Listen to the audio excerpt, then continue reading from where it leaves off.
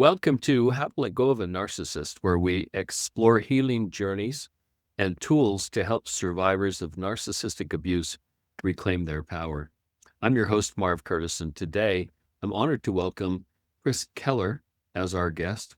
She's found her way through a difficult 5 years with an ex-partner, and she's here to share insights that might help you on your path. Welcome, Kris. Hello. Nice to have you here. Thanks. Can you Nice to share be here. Can you share a little bit about yourself and what led you to this point in your healing journey? Well, I'm 55, single mother of two kids. They're 19 and 21, and they're the light of my lives. And I've been a single mom now for a while, since 2018, self-employed, just doing my thing. And I have been on sort of a journey to try to help me get through this very difficult period of my life. And by happenstance, and we've talked about this, I came across your Facebook post or page, and I took the opportunity to take that 30-minute consultation with you, and really the ball started rolling that way. So where do you feel like you are in your journey? Are you out of the woods now, or are you still fighting it? How do you feel? I think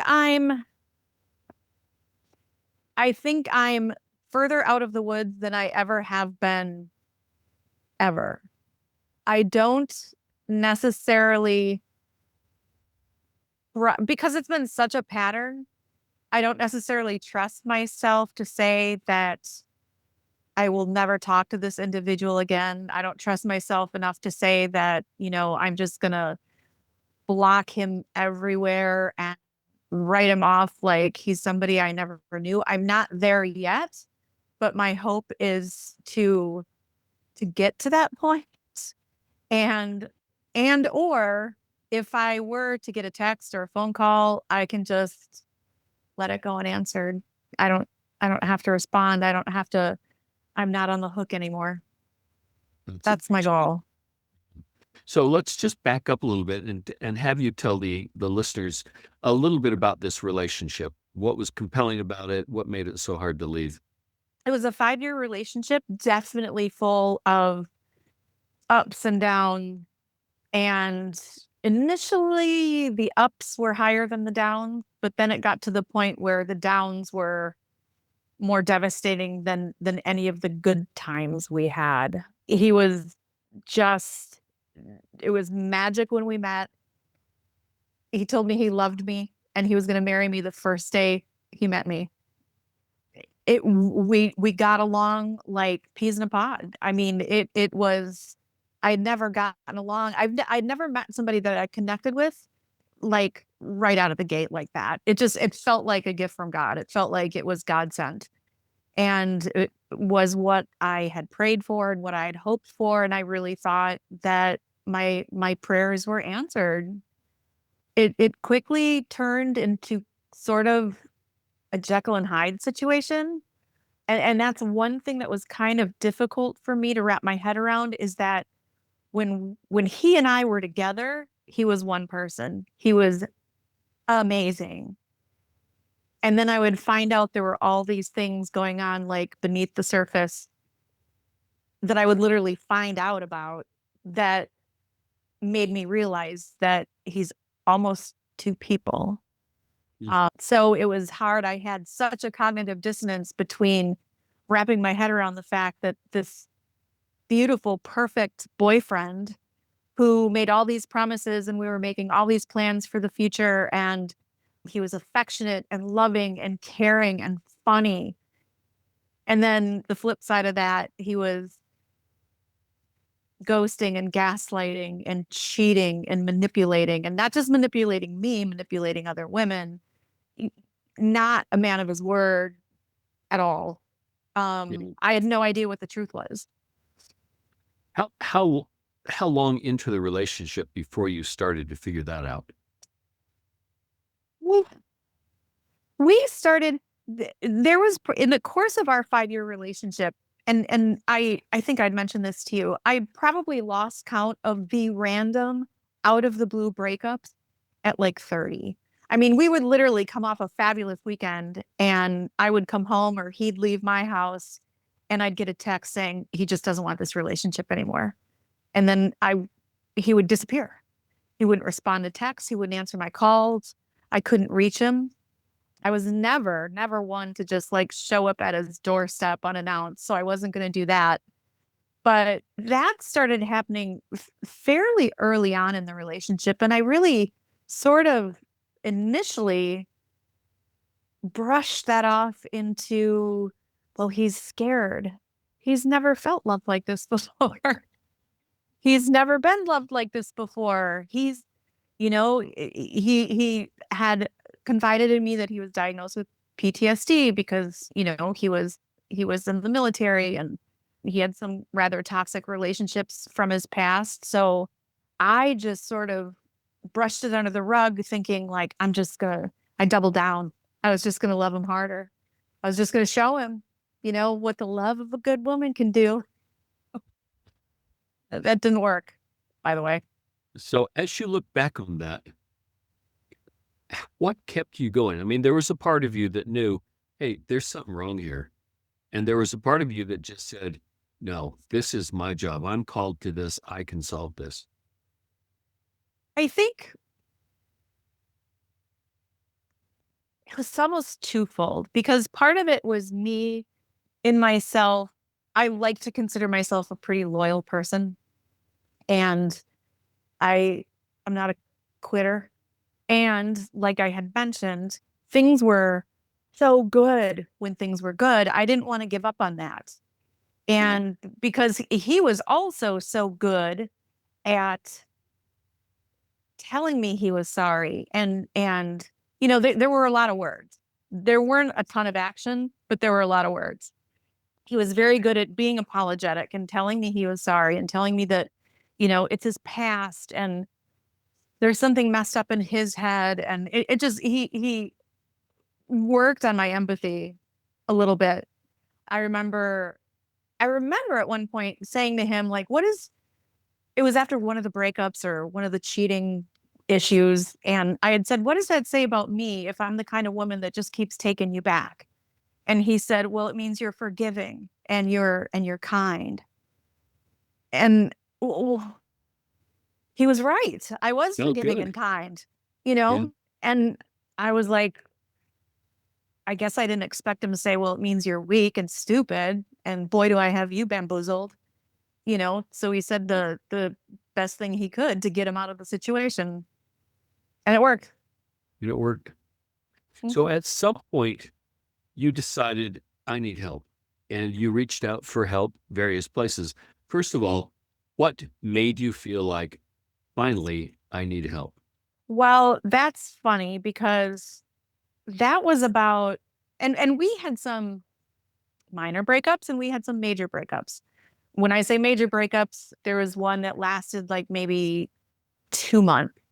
And then there were minor breakups that would last a weekend or they would last a week or they would last 2 weeks. So this was after one of the major breakups and we had gotten back together. And that's, oddly enough, is when I reached out because I knew somewhere in the back of my head, it was going to go south again. It was just such a pattern that I knew because it was devastating to me each and every time. You would think that somebody would get used to it, but it was almost like every time the discards happened, it got worse for me mentally and emotionally because I would double down and go back into the relationship thinking, this is it. This is the time it's gonna work. And so when it didn't, it was that much more devastating for me. So to answer your question, it was after we had gotten back together and I realized that I was going to need some help and I kind of wanted to bolster myself a little bit before the next discard happened. So I could maybe have some tools already in place so that the next time it happened, it wouldn't be as emotionally devastating for me. Yeah. So you've actually gotten a lot of help, a lot of different kinds of help. And in a minute, I want you to tell us what kinds of help you got and which ones were the most effective and which ones weren't. But before that, I want to talk a little bit about your intuition and red flags and how you managed what your intuition was telling you. My intuition, and I think lots of people are gifted with it, but they always talk about women's intuition. Every single time I had that feeling that something was off, something was off. Every single time. And I think as I'll say women because I'm a woman and I'm speaking for myself, but I know men can feel this way too. Sometimes we chalk it up to just being paranoid or, oh, this is just because of what's happened in the past. I'm just gonna, sweep that under the rug. So a lot of times I ignored it. Maybe it was a little bit of denial, but every time I've acted on it, where there's smoke, there's fire. And there was always fire, always. So that would be like my first piece of advice to anybody listening is do not discount your intuition because it's spot on. So one of the things that I've observed is that narcissists tend to search for and pick women who are highly intuitive, highly sensitive, highly compassionate and empathetic. And it's ironic to me that they're picking the people who we know are going to have great feedback from their sensitive intuition. And for some reason, they override it over and over again. Why?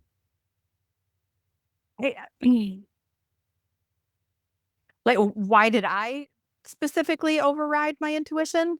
Because, So, I think we don't want to, I think we as humans, people, we don't want to believe that the people we love are, I don't want to use the word monster, but we don't want to believe that they're capable of this kind of bullshittery that they do. yeah, You don't want to believe that the person that you love and you're planning a life with and that you are involved with and that, he knew my kids, I knew his kids, we were so enveloped. You don't want to believe that they're capable of these things that they're doing. So in a way, it's almost a little bit of ignorance is bliss mhm, or, self-inflicted amnesia. yeah. You want to It's the best. easier not to it's easier not to deal with it than it is to deal with it, I guess. Yeah. So that's a real gift, I think, to be willing to give people a second chance or a third, whatever it is, and to be giving them the benefit of the doubt. And one of the things that's really hard with a narcissist is believing that they're actually capable of doing something intentionally mean spirited, because you would never do that. And it's hard to believe anyone would take advantage of someone in that way. Did you ever feel that way? 100% of the time, and I still do. One of my biggest questions to him, whenever we would get into whenever these issues would arise and we'd have, the conversations we would have about it were very limited because I wasn't allowed to necessarily discuss how I felt about it. He was only allowed to apologize, and then I was supposed to accept the apology and move on as if the apology or the request for forgiveness just wiped the slate clean. And I Yeah. used to try to explain that all the time. Like, I can forgive you, but that doesn't mean that trust is automatically, fill the cup is full again. It means we got stuff to build on. So I think I forgot your original question. I was going on a tangent. Well, we were talking about your willingness to go back and forgive him over and over again, and the fact that it takes malice, a malevolence, in order for them to treat you the way you do. And it's just hard for somebody that's compassionate like you are with a big heart to believe that they would actually do that.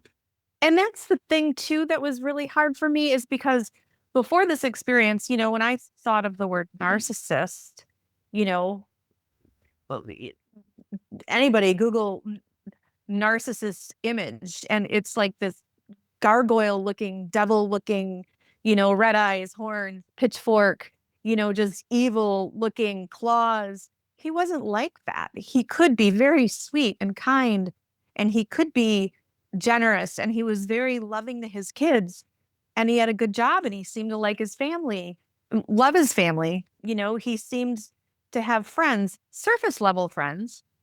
There was never any close friends. But again, I chalk that up to like he was in the military and he was stationed all over here, there, and everywhere. So a lot of the friendships were, you know, Facebook or through texting or phone calls. Right. He was never like on a Friday night going to go hang out with his buddy that, lived across town. They were going to go bowl, none of those friendships existed. But so he could be all those wonderful things. He didn't come at me. He never in 5 years, he might have behind my back. I'm sure he did. He never called me a bitch. He never really raged and cursed at me like some people's experience with that is. So again, I explored all kinds of different options. Like, is he borderline? Is he bipolar? Is it the PTSD? Is he just an asshole? Is he just a lying, cheating jerk? I didn't know. So, and it is hard when when you don't think like that, because I would have followed him to the ends of the earth and loving him the whole way. So it is hard for somebody to understand how you can look somebody in the face and lie to them over and over and over again and do the same things over and over and over again. It makes no sense. Makes no sense. So you really earnestly began to look for solutions and for help. Tell us a little bit about the things that you tried and whether it worked or didn't work, what helped, what didn't help. Well, I first found someone that you would consider a life coach. He was actually a friend of a girlfriend of mine, because she's somewhat in that field too. But because she was a friend of mine, we had talked about it incessantly anyway. I probably should have just paid her. But I went with this gentleman, and I feel like I should almost write him a sympathy card, because he just, I think he was in over his head. I didn't know what I was needing. I just knew that this relationship was in trouble and that I needed help deciphering. I thought it was a communication issue. Maybe we're just not communicating well. Maybe we just, am I not meeting his needs? Is that why there's all these other women, and the texting and the things I found out about afterwards? So, and he actually even agreed to see this gentleman as well. And we were doing it separately, because at the time we were living in different states, he and I. So we were doing it separately, and it was a colossal waste of time, honestly. Although this gentleman was very well-meaning and well-intentioned, it just wasn't. A life coach was not what I needed. You Right. know, I didn't need help, gathering my finances and, looking in the mirror and giving myself affirmations. There's a time and a place for that, but that's not what I needed. There So was what, there was a second life coach. Again, a gentleman. And I always found that I resonated. I wanted to talk to a man only because I felt like I was going to get more of that tough love. I felt like I was going to get more of that, kick in the ass. mm, Like, knock it off. What are you doing? And he, again, very well meaning, very well intentioned, but he was just almost talking to a friend over a beer. You know, yeah, I'm sure he does a great service to people that, seek him out. But again, it wasn't what I needed, because they weren't, I wasn't sure what I was dealing with. They mm, certainly weren't sure what I was dealing with, and they couldn't help me figure it out. And even when I told them the clues or the issues I was dealing with, narcissist never came up. You know, Codependency never came up. Trauma bonding never came up. none of those buzzwords that we're so familiar with once we get down this rabbit hole, none of those things ever came up. So I was just kind of throwing money away, you know? Okay. Yeah, Then that's what? about it. Well, and the first therapist, or for lack of a better word, I'll just say therapist. The first life coach, I mean, I talked to him for the better part of a year. And that was like once a week, a long time. That's a And commitment on your part. I'm a committed girl. And the second therapist, life coach, he was about maybe 6 months. So it wasn't like I wasn't putting in the effort. I was really trying. Yep. So then I sort of stopped because I had gotten to the point where I had just spent thousands of dollars. Because, these people don't take insurance. And even if they did, my insurance is not fabulous when it comes to like the mental health stuff. Right. So I just sort of resigned myself. Like I cannot spend another nickel on trying to get over this man.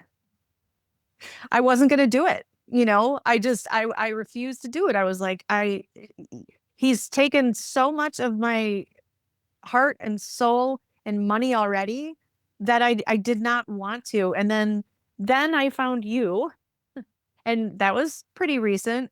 And I've gotten more out of the 3 sessions that I had with you than I've gotten out of both of those well-intentioned, well-meaning gentlemen in the year and a half that I spoke to them total. And Mm. I'm not blowing smoke up your ass, Marv. Good. Glad it helped. What was the difference? What made the difference in the work that we did together that really resonated with you? Well, I think I'm a woman that likes to talk. So I do find value in talking.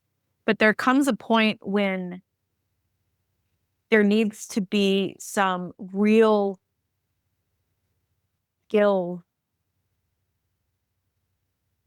taught, like the tapping.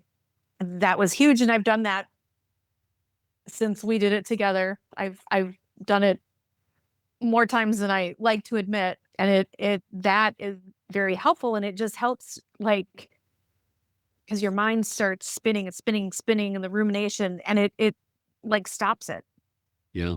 Now, it's not a magic pill, but I've noticed that when I started doing it to now doing it now, it is slowly becoming like something I rely on. If I'm feeling a certain way at work, or if I'm in the car, or if I'm going somewhere and I start to feel that anxious feeling of those thoughts coming in and creeping in, and is he going to call? Is he not going to call? When is he going to call? What if he doesn't call?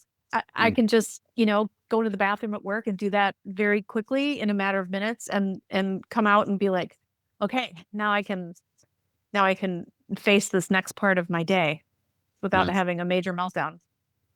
When we started, we talked about having a goal of indifference Yeah, and a greater indifference towards the triggers that you've had. absolutely. Now that waxes and wanes as well, but 100%. Your phone does that sometimes awful thing without you knowing it, that all of a sudden a picture will pop up like, oh, this picture was taken a year ago. Well, there was, a million pictures of he and I together. And I used to see a picture and it would literally like make my heart stop. And I would immediately start shaking, and I would start like my breathing would become really shallow, and I would just get very, very, very anxious. And now it just happened like yesterday or the day before. I was like, well, that's not a very good picture of him at all. You know, it it didn't The do that. shift. It didn't do that to me. And I made the conscientious thought to myself, like, oh, I wouldn't have said that 3 months ago. Well, if you could go back and give your past self one piece of advice during those hard moments, what would it be? Oh, do not ignore the red flags. Do not ignore the red flags. There were so many red flags, and I can't even say I ignored them, but I didn't act on them. And I even wrote it down because this is important. Do not ignore patterns. A pattern in a relationship, like anybody is capable of making a mistake. I don't know that cheating, actively cheating and going through, I mean, it wasn't like he went out one night and went to a bar and had too much to drink and oops, I cheated. I mean, this was an ongoing relationship with an ex-partner of his that had been going on for a year before I found out. So there was a lot of malice involved. There was a lot of planning and pretense, hiding and sneaking. So when I say, anybody can make a mistake once, true, but more than once, it's not a mistake, it's a choice. And you cannot ignore red flags, and you definitely can't ignore patterns. When things start to become a negative pattern, run for the hills because it's not going to change. So that brings up the topic of boundaries. When you feel that red flag, it's kind of a sign of a boundary violation. Do you feel like you have a greater capacity now to respond to those red flags that you didn't have before? 100%. Yeah. Yeah. Give me an example. Let's say that he showed up tomorrow and asks for forgiveness and says, I've changed, I've done this or that, and your body says he hasn't changed. How do you respond? Well, nobody, when something is hardwired in somebody, and I really believe, like, with a lot of, and I almost hate to use the word narcissist, but for the sake of the conversation, let's use that. Yeah. This is hardwired in them. This is their personality. Yeah. He's not going to change. It's not like he went to bed, a couple nights ago and rubbed a magic lamp and now poof, he's a different person. It takes years of therapy and work and introspection and self-reflection. And to think that he's done that in the last month and now he's a changed man, no freaking way. It's impossible. There's no way. Not at almost 54 years old. The likelihood of him never changing is more accurate than any chance of real change to the point where it would make a dramatic difference. Yeah. So I think I would have a much easier time saying, go home, do the work, send me your therapy notes, call me in a year. Yeah. If you mean it, put some, that's where the rubber meets the road. But again, I'm hoping to get to that point of indifference where it won't matter to me. Yeah. Good. Kind of like the tone on the phone. Yeah. Yeah. Get better, heal yourself, heal for somebody else, but you don't heal for me because I want to not care. So imagine that there's someone listening to this call and they're kind of in that same place. They're still hoping that he's going to change, kind of holding out hope that maybe they can love them enough to change. What's one message you've leave? I can hear it pretty coming. What's the one message you'd like to leave with them? You cannot change anybody. And that's, you cannot, because I've tried. I couldn't love him enough. I couldn't be more caring. I couldn't be more kind. I couldn't be more generous. And that's not to say I'm without fault. I am absolutely with fault. But I mean, it didn't matter how I approached him, how gentle I was, how I would wait for the right time, how I would make sure he was in a good mood, how I would walk on eggshells.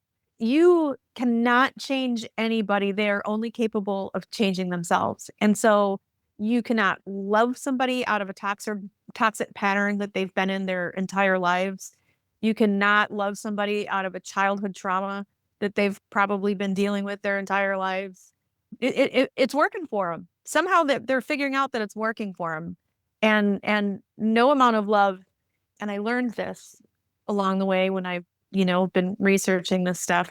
It takes a real significant loss, whether it be the loss, and I don't necessarily mean death, but the loss of a loved one, the loss of, a family member in terms of cutting the relationship off, a loss of, finances, for some of these people to really kind of hit rock bottom and say, oh, wow, something I'm doing isn't working. And,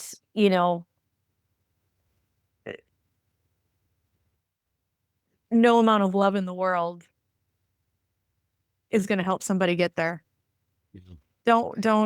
Don't waste valuable love and time and resources trying to change somebody that is quite possibly incapable of changing. That's brilliant advice. Well, thank you so much, Kris. You're welcome. You've had a long, hard road and a lot of experience, and your story will inspire many people. I hope so. And I appreciate you. And like I said the last time we spoke, I'll be knocking on your door again. So you'll be hearing from me, I'm sure. Doors always open. I appreciate it. Thank you. Thank you. Take care now. Okay, bye-bye.